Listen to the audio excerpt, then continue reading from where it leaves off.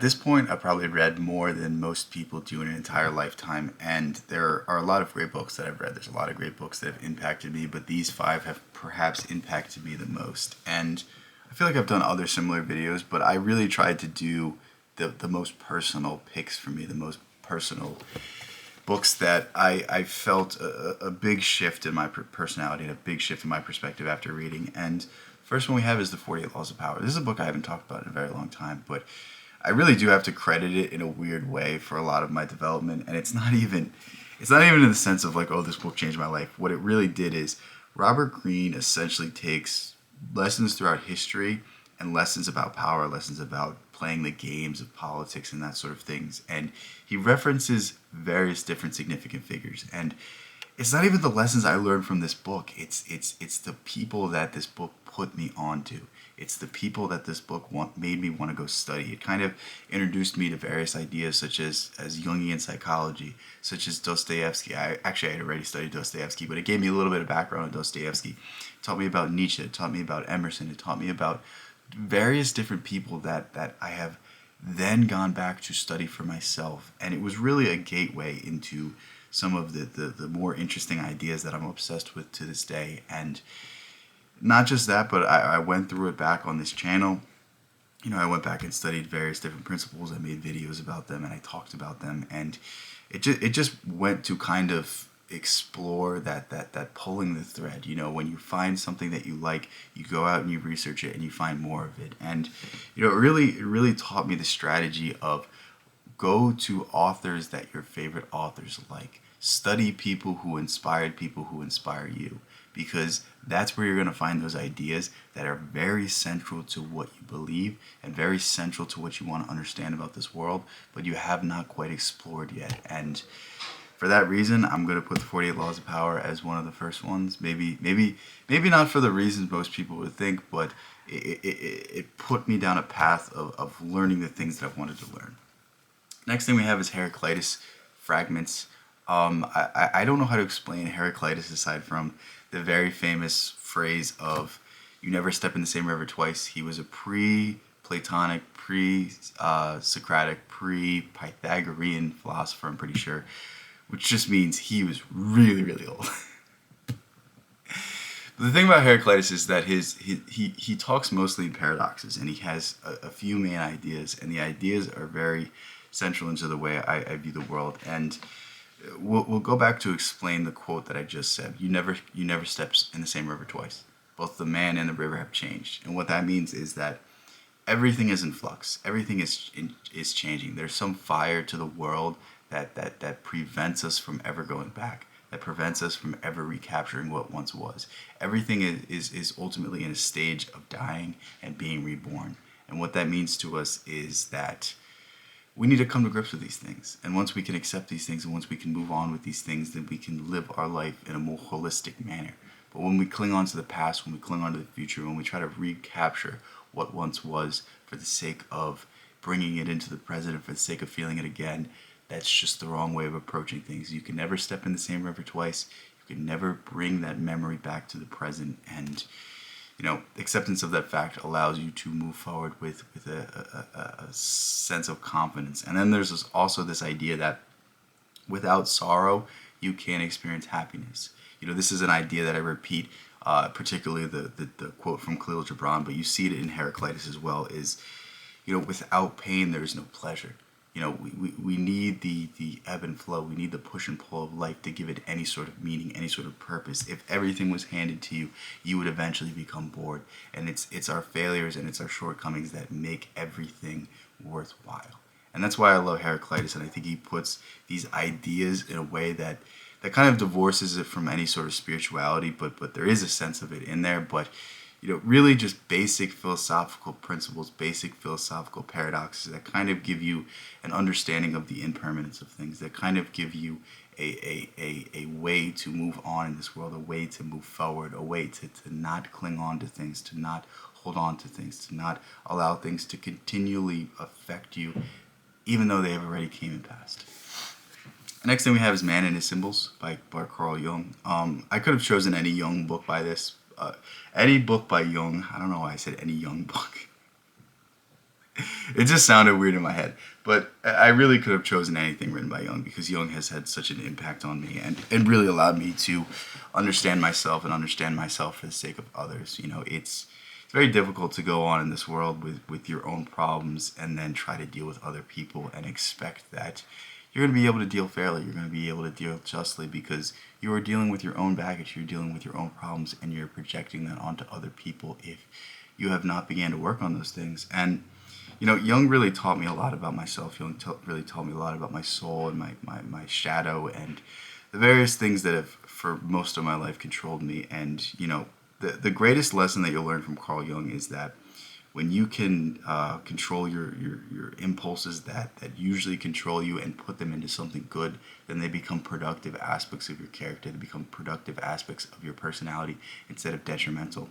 For me, I always had this need to go above and beyond, this need to do more, this need to, in some way find something else. And usually it would manifest as like a intensity or a discipline or something that really forced me to be like, well, I got to do this, I got to do this, I got to do this. Instead, now I curtailed it into creative endeavors such as making videos, such as writing, such as doing streams or various other activities that I find some sort of creative expression in. And it's really taught me a lot about myself, one, and two, it's really allowed me to just live my life without those nagging forces, live my life without those things that have always held me back, those fears I was unwilling to face. And the reason I chose this book in particular was simply because it's the easiest place to understand Jung. It's meant for a wide audience. He did a series of interviews where he kind of brought his ideas to I don't want to say lesser crowd, but a non-scientific crowd, and a lot of people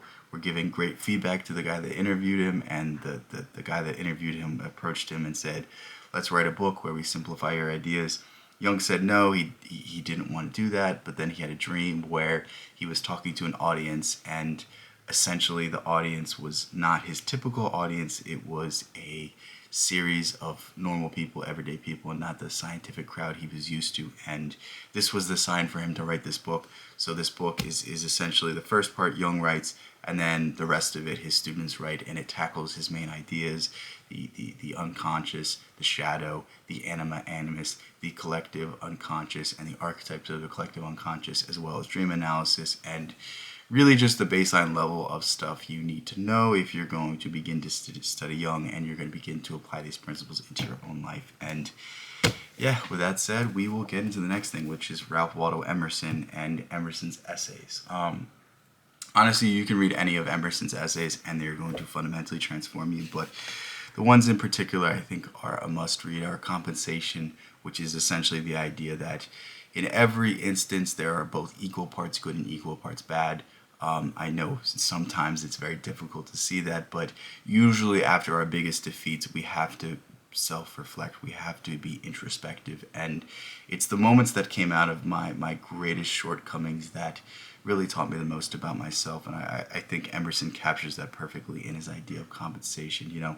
Another such idea Emerson has is the idea of jealousy, which is, if you are jealous of someone else's accomplishments, it's denying your own human capability, because progress is linear. Progress is, once somebody does something, then that proves somebody else can do it as well. So you're denying your own capabilities, you're denying their own imagination, you're denying your own possibility to take the same steps as somebody else and go out and do something, but do it better. Because to deny someone else's accomplishments is to deny humanity. It's to deny the way progress works. And it's very weird. You should see other people's aspirations as your own aspirations, because that proves that it's possible. That proves that you can do it as well. And then we get into his more central ideas, such as that of the oversoul, such as that of nature.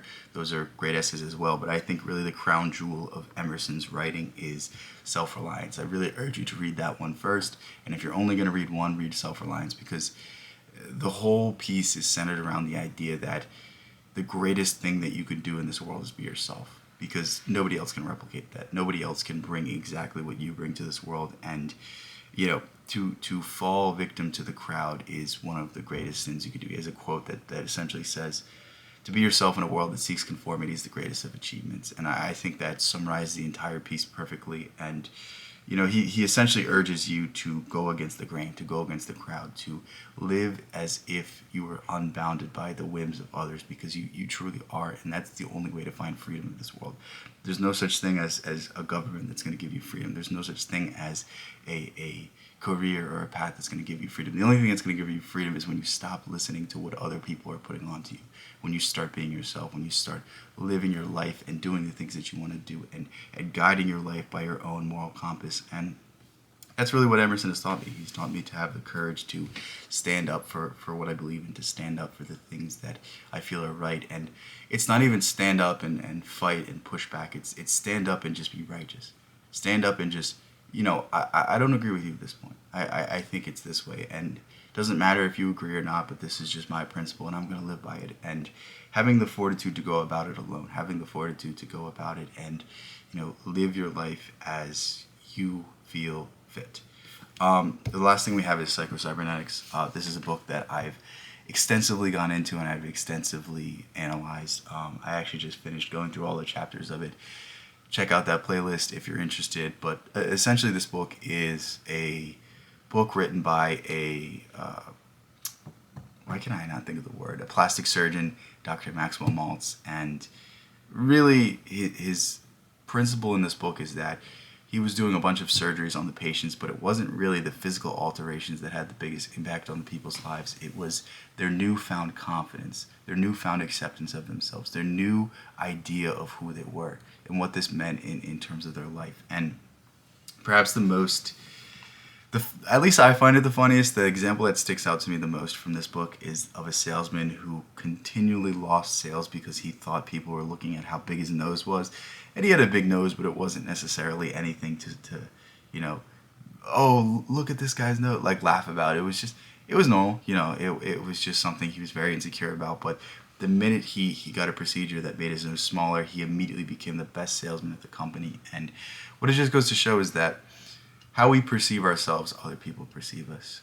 We have so much power over our destiny, and we can begin to rewrite the way that we view ourselves. We can begin to rewrite our history. We can begin to rewrite the way in which the world views us. And, we fall so short because we are limiting ourselves. We put these beliefs in our head that I can't do this, I can't do that, and you immediately stop yourself from going out there and trying to do it. It's not even that you can do everything, it's that you have the possibility to do everything, but you immediately cut yourself short. You immediately tell yourself, I'm not worthy of this, I can't get there, I can't do this. And when we start to change that script, when we start to change what it is that we tell ourselves, then we start to change what is possible for us. And what I love about this book is it's not really teaching you, it's not so much oriented in the way of think of the works of Think and Grow Rich, where it's kind of directly pushing you to the idea that you have to do everything for money. No, the Psycho-Cybernetics is about teaching you how to become yourself, how to like yourself, how to like every aspect of your life, and how to think about your life in a different way.